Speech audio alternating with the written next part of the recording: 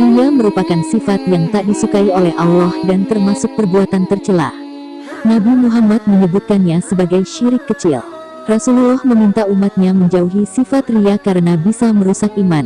Dalam sebuah hadis, Rasulullah bersabda, "Sesuatu yang sangat ditakutkan yang akan menimpa kamu ialah syirik kecil." Nabi Shallallahu Alaihi Wasallam ditanya tentang apa yang dimaksud syirik kecil itu, maka beliau menjawab yaitu riya. Hadis riwayat Ahmad. Riya adalah memperlihatkan amal atau kebaikan kepada orang lain dengan maksud agar diakui atau bahkan mengharapkan pujian. Syekh Nawawi Al-Bantani dalam kitabnya Marakil Ubudiyah membagi riya menjadi 5 macam sebagai berikut. 1. Riya dalam masalah agama dengan menampakkan anggota badan, seperti menampakkan tubuh yang kurus dan pucat serta membiarkan rambut acak-acakan. Dengan tubuh yang kurus ia ingin menunjukkan sedikit makan. Dengan wajah yang pucat ia ingin memperlihatkan kurang tidur pada waktu malam dan sangat prihatin dengan urusan agama. Sedangkan dengan rambut acak-acakan ia ingin menunjukkan bahwa ia sangat memikirkan masalah agama dan tidak sempat menyisir rambutnya. Dari perbuatannya tersebut ia mengharapkan dan menginginkan pujian dan menjadi orang yang alim. 2. Riya dengan penampilan dan pakaian. Misalnya, menundukkan kepala ketika berjalan, bersikap tenang dalam bergerak, menampakkan bekas sujud pada jidatnya, mengenakan pakaian yang kasar dan tidak membersihkannya serta membiarkannya baju robek dan memakai pakaian yang bertambal. Dari penampilannya tersebut ia ingin terlihat seperti orang alim dan agar banyak orang yang berbelas kasih kepadanya.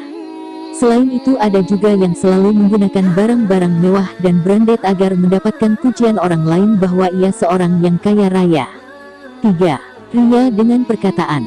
Contohnya, mengucapkan kata-kata bijak dan menggerakkan bibir saat berzikir di hadapan orang banyak, menyuruh berbuat baik dan mencegah perbuatan mungkar di hadapan khalayak ramai.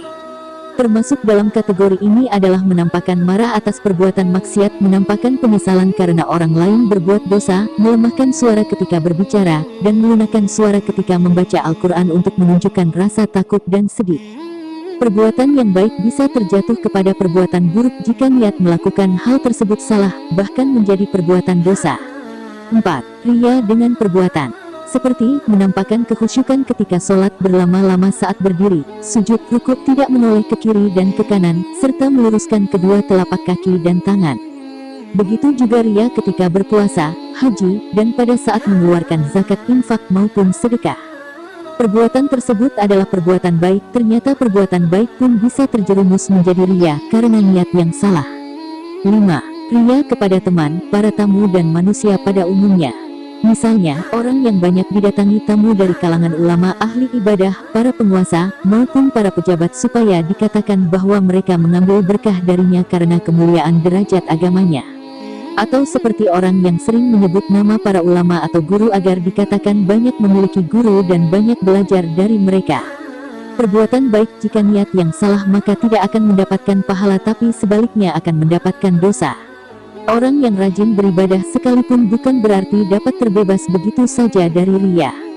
Terkadang godaan datang silih berganti untuk menjerumuskan ibadah yang dilakukan pada jalan yang salah. Jadi riya itu berarti mengerjakan perbuatan lantaran mengharap pujian dan sanjungan orang lain dalam hal apapun, dan bukan didasarkan keikhlasan. Sehingga untuk menghindarinya ialah dengan memperbaiki niat dan keikhlasan. Maka dibutuhkan kesabaran dan usaha maksimal untuk mengalahkan dorongan riya. Semoga kita semua terhindar dari sifat riya, sehingga kita benar-benar beriman hanya untuk mendapatkan ridha dari Allah. Amin ya rabbal alamin. Semoga video ini dapat bermanfaat bagi kita semua.